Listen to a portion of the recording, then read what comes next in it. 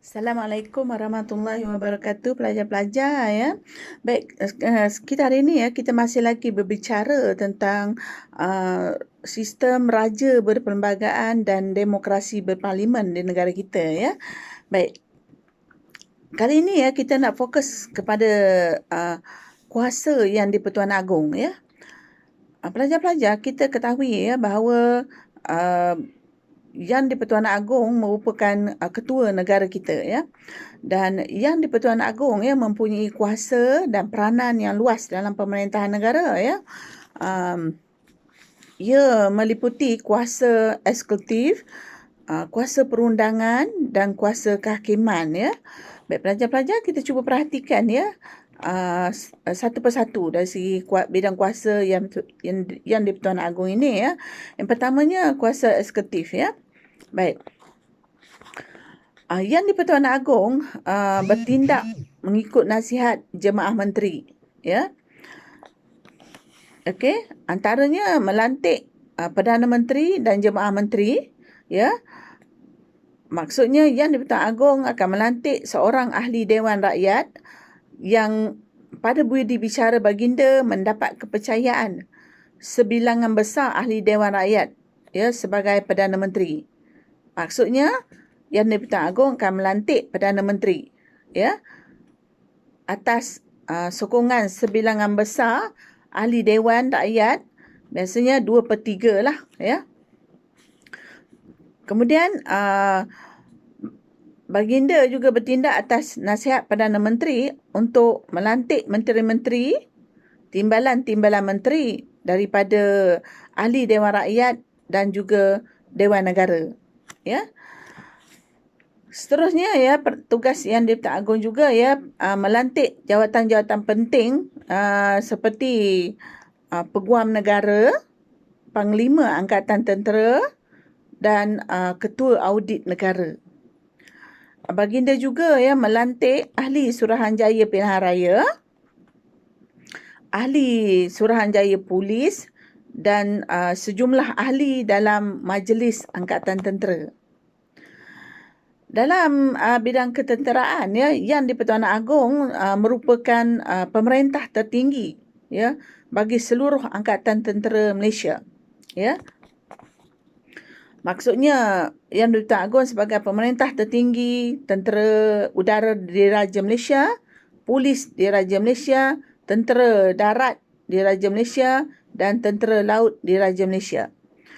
Baginda dibantu oleh Majlis Angkatan Tentera yang bertanggungjawab ya di bawah kuasa baginda sebagai pemerintah ya, tata tertib, pentadbiran Angkatan Tentera serta perkara-perkara yang bersangkutan dengan gerakan tentera ya. Baik. Dalam aspek diplomatik ya, Yang di-Pertuan Agong melantik diplomat Malaysia keluar negara ataupun sebagai melantik duta-duta negara kita keluar negara.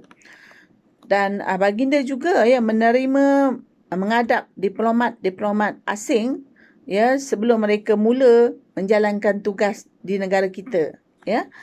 Itu bidang kuasa Yang di-Pertuan Agong dalam aspek kuasa eksekutif ya. Baik.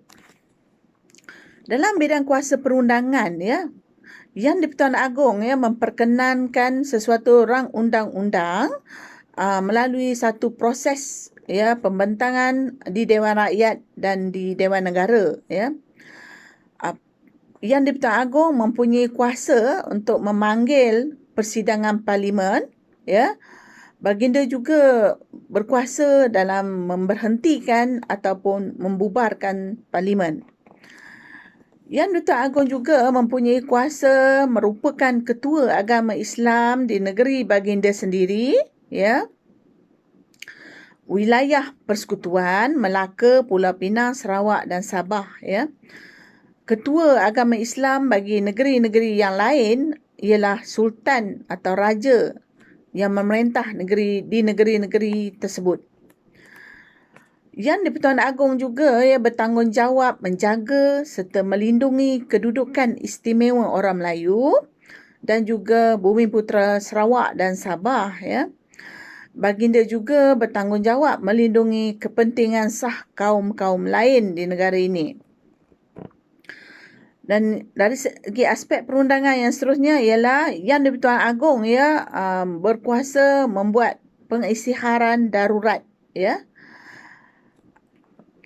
Pengisytiharan darurat dibuat setelah baginda memastikan kebenaran wujudnya keadaan-keadaan yang boleh mengancam keselamatan awam dan menggugat ekonomi negara.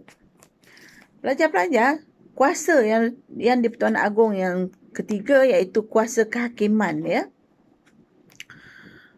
Baginda melantik hakim Mahkamah Atasan atas nasihat Perdana Menteri, ya, setelah dipertimbangkan oleh Suruhanjaya Pelantikan Kehakiman dan selepas berunding dengan Majlis Raja-Raja. Hakim Mahkamah Atasan terdiri daripada Ketua Hakim Negara, ya, Presiden Mahkamah Rayuan, Hakim Mahkamah Besar, Hakim Besar Mahkamah Tinggi Melaya, Hakim Besar Mahkamah Tinggi Sarawak dan Sabah, Hakim Mahkamah Persekutuan, Hakim Mahkamah Rayuan dan Hakim Mahkamah Tinggi. Yang di-Pertuan Agong juga yang mempunyai kuasa pengampunan, ya, dalam hal-hal jenayah di wilayah persekutuan. Seseorang yang sudah dihukum boleh memohon keampunan daripada Yang di-Pertuan Agong. Ya.